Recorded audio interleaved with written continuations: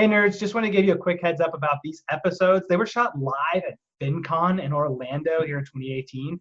So the audio took like a pretty big hit, but we do have the video and those are available on the Royal Legal Solutions YouTube channel. So if you're interested, watch them there. They're phenomenal.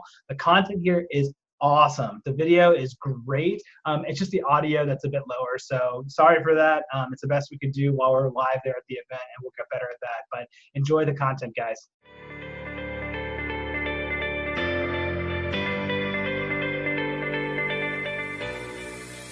Hello and welcome to the Real Estate Nerds Podcast.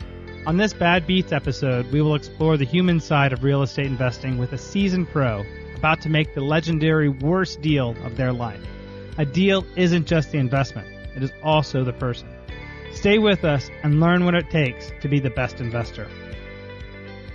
Because we're live here. We're live at FinCon 18. Yeah. The Real Estate Nerds Podcast, everybody. Of course, I'm your host, Scott Royal Smith. I'm here with Monique. We're both at FinCon 2018 right now.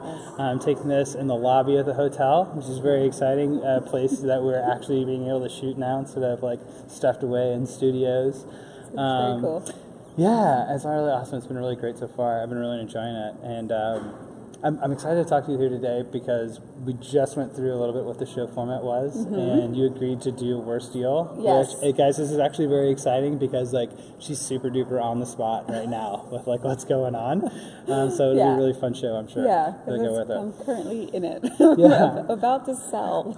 Yeah. Awesome. Yeah. Well, give us a little bit of background, Monique, on like who you are, as we need to know like about this Worst Deal that we're going to be going through today, so we can kind of like get a backdrop of like what is it like to be Monique going into this Worst Deal. All right, cool. So, Monick Halm, and I'm a syndicator now, mostly. So I bring groups of investors together to purchase larger properties, and these were actually our first apartment syndications, and there were two of them, a 51 unit and 77 unit buildings that were pretty close together. So we bought them separately, but within a week of each other, and managing them together in Albuquerque, New Mexico, and had really high hopes.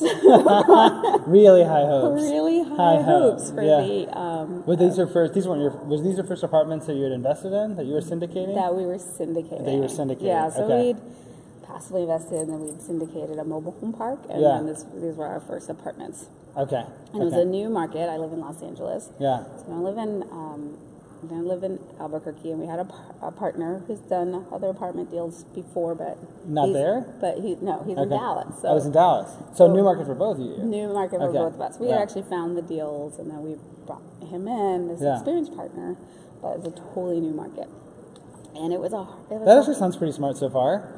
Yeah, like that sounds pretty good. Like you find a good deal, the numbers probably matched up right. The numbers it's experienced person. Yeah, exactly. Okay, all right. Yeah, and according to like the data, the like occupancy was hot. Like all the factors that should have been there were there. Yeah. Except they weren't. So it was just like really hard. So I think the previous owner had stuffed the buildings with people that weren't paying rent. So, oh no. I think one of the things that we didn't do as well was look at the dates of when the apartments had gotten filled. So really see how long have all these tenants been here? So we were looking through that. That was a due diligence. Yeah, so that's part of that. Yeah. Although there were people that had been there a while, they just weren't paying. Yeah. And they hadn't been kicked out. And we didn't pay as much attention to the delinquency. And I think they were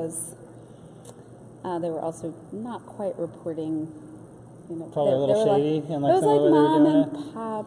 Yeah. The records aren't they're like, oh, these are pretty messy. Yeah. It's hard to probably see it. I've seen those deals before. Yeah. And it's hard to actually be clear on what exactly is happening here. Yeah, exactly. Probably, I would bet in this scenario they're probably pretty charismatic sellers. Fair to say? No? We weren't really dealing with the sellers, it was more the brokers, but they were and we kept with one of the property management companies that the biggest property management company in the state, and they should have been great, and it was their building, and they were saying, well, the problem is with this building that previous owners not put any money into it. And so, and we're like, but, we're coming in, we're here to value add, and we're gonna put money in, we're gonna fix it up. But we came in, and it was just like the occupancy, we had to obviously get rid of people who weren't paying, but the occupancy kept going down, and it was really hard to gear it up.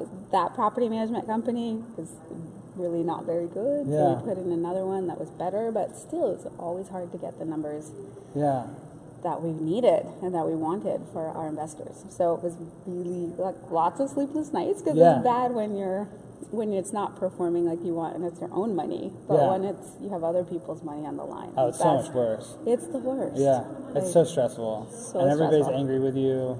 Everyone was very generous. I mean, we communicate a lot to our investors. Every month we would tell them, like, here's where we are, here's what's happening, here's what we're working on, here's what we're trying, here's what, so we're doing a lot of things to fix the problem. Shifting staff around and fixing, figuring out where the leaks were.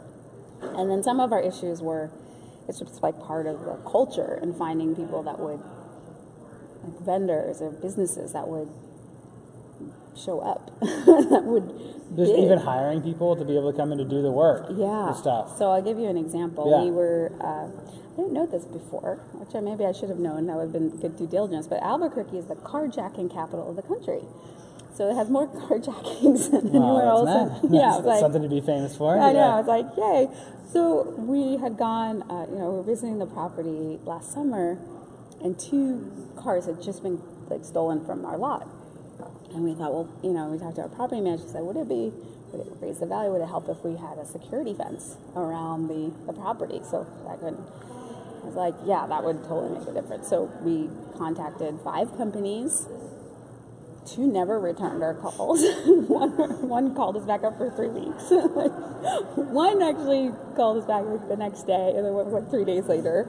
But having them come out took a while. Having them after they came out, like bidding, actually giving us a proposal, took like several weeks. We had the kid like, hey, are you guys actually, do you want my money? Can I? Yeah, it's like, I want to give you a lot of money to do the thing that you say you want to do. Right. like, we don't really want to do it that bad. We're really not that interested in actually doing any of the work. And then once we finally found, like, of the 2 that actually did, we picked one. 9 months it took to get that fence up. 9 months. 9 months. Wow, that's incredible. It's incredible. And then they put a solar gate, and the battery doesn't work very well. So it'll work for like a day, and then the battery runs out, and then it defaults to open for 3 days. Wow, so we have a 40-foot opening for this property. Which is the reason for the gate. Yeah, so it's people don't feel actually any safer at all. They shouldn't. No, because they shouldn't. Because it's a wide open gate. Yeah, so bad. So anyway, it's been like that a lot. For all sorts of things. So it's a really hard market. But I will say one thing that we've totally lucked out at is that the market cap rates have gone down, and we found there was a seller that approached us about buying the properties with some, and we have a price where we can sell the property. Okay. These brother properties at a good, we have a good sale price, so we're able to do well by our investors and that's good. So tell me about the lessons learned though from going through something like this, right? Yeah. There must have been 1,000 learning points along the way. Yeah, it sounds absolutely. like a hell of a struggle to go through. It was. Yeah. So we've learned a lot about the team, the importance of the team. So your team is everything. Having a good team on the ground is really, really important. Your property manager, your property managers, contractors. Those people are vetted. But also the property managers have to be really good and on top of things, and then and they have to have good vendors who are on top of things.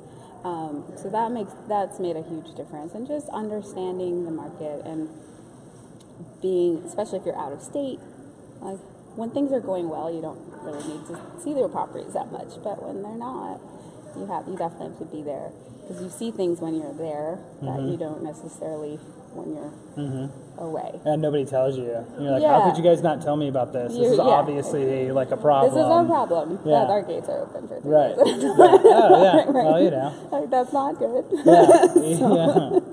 So it's just, but so you just have to be there. But when things are great, right, when it's working, and like everything's, then you can be fairly passive and hands off. But when there are issues, be there. And then also, but we relied on our network to get advice on, how we can set up better systems to look at, to work with the property managers to make sure that things are happening. And so I guess those are the main. When you say your network, is that like your professional network? Yeah, or like our peer, your mastermind group or something like that. Okay.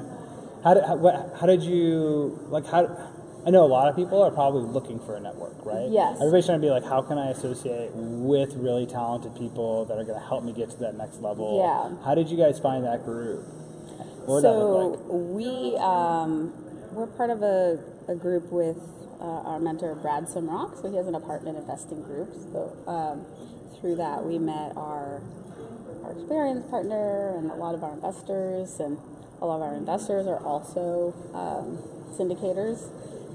So we actually masterminded with that, like our experienced investors that were syndicators. Okay. And saying let's brainstorm. Let's try to let's figure this out, right? Yeah. How can we get out of this mess? Which I bet is fun for them. Yeah. To be able to wow, that's really bad. Let's figure out all together. This is a good puzzle. Yeah.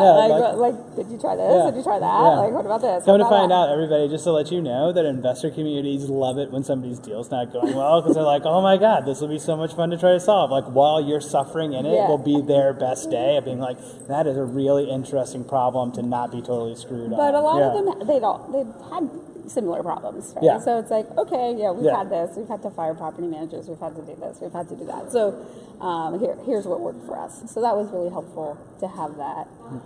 So tapping into your community, into a network was really helpful. That's awesome. Yeah. Well, that is a great lesson from today that I picked up from yours, which is you can even get in doing a lot of things right? We're experienced in the field, you've done some other deals before, you have somebody that's really experienced that you're partnering with in there, that should usually tackles almost every problem that comes in. 95% of people never have a problem as long as they do both of those things.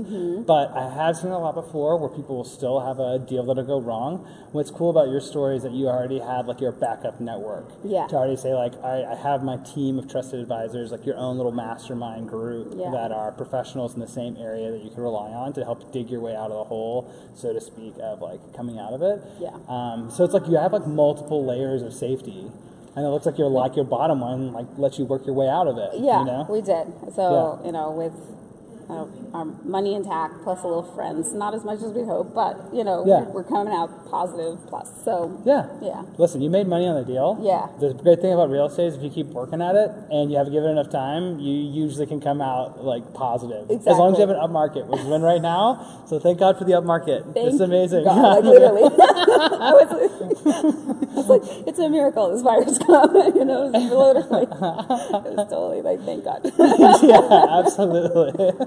Yahweh, Jesus, whoever you are, you paid my bills. I love you. Jesus. Yeah. But it's a win-win. So it was the buyer's happy, we're happy. If solves his problems, solves our problems, it's great. That's awesome. Yeah. That's so cool. Yeah. Well, for anybody that wants to get in touch with you, what's the best way for them to do that? The best way is, for the ladies who would like some support, I have what's your network again? So realestateinvestorgoddesses.com. Yeah. So it's a is that for just women only that are trying to get inside of real estate? Is that right? Yeah, it's for women because there are a lot of guys in this field and not as many of us ladies. Yeah. And so it's our sisterhood, it's learning, it's community, it's that network of women. I call it our Sassy Sisters Network.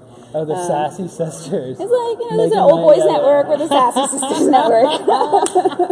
That's great. And then on the investing side, if you go to VIP-assets.com, then you can connect with me on as an investor, that's for the dudes too. Yeah, for Yeah. sure.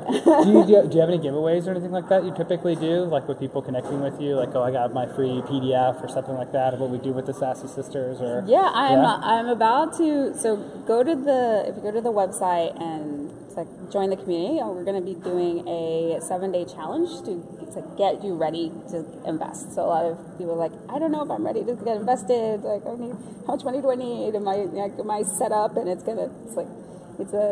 a challenge to get you ready. Get you primed. What's your foundation? Get you primed, like foundation wise, so you know when you're Only if you're 7 ready days? and when you're ready. Nice. 7 days is just like it's an assessment. So like Yeah. we're gonna go through all the steps, and then you're gonna know like this is what I have to do to get ready, or I'm already ready. Let's hit the ground running. That's great. Yeah. That's phenomenal. And what's the website again?